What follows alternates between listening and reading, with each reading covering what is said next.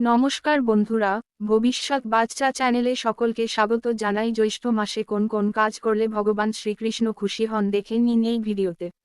জ্যৈষ্ঠ মাস হিন্দু ক্যালেন্ডারের একটি গুরুত্বপূর্ণ মাস এবং এই সময় ভগবান শ্রীকৃষ্ণের পূজা ও সেবা বিশেষ ফলদায়ক বলে মনে করা হয়। গৃহস্থের বাড়িতে এই মাসে কিছু বিশেষ কার্যকলাপ করলে শ্রীকৃষ্ণ অত্যন্ত সন্তুষ্ট হন বলে শাস্ত্রে উল্লেখ আছে। চলুন দেখে নেই কি কি করলে ভগবান শ্রীকৃষ্ণ সন্তুষ্ট হয়। ১. তুলসী সেবা ও জলসেচা। শ্রীকৃষ্ণ তুলসী দেবীকে অত্যন্ত ভালোবাসেন।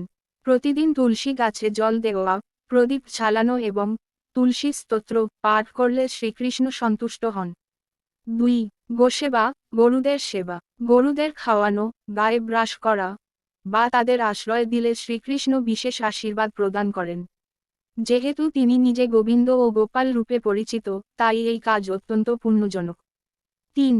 ভগবদ্গীতা পাঠ ও শোনানো। প্রতিদিন বা বিশেষ দিনগুলিতে ভগবদ্গীতার পাঠ বা শ্রবণ করলে মানসিক শান্তি আসে এবং শ্রীকৃষ্ণ কৃপা করেন। ৪. দধি ও জলদান। এই গ্রীষ্মকালে পথচারী বা দরিদ্রদের মাঝে ঠান্ডা জল, দই, লস্যি বা ফল বিতরণ করলে এটি দানরূপে গণ্য হয়। শ্রীকৃষ্ণ দধি ভোগ খুব পছন্দ করতেন, তাই এই দান বিশেষ ফল দেয়। ৫.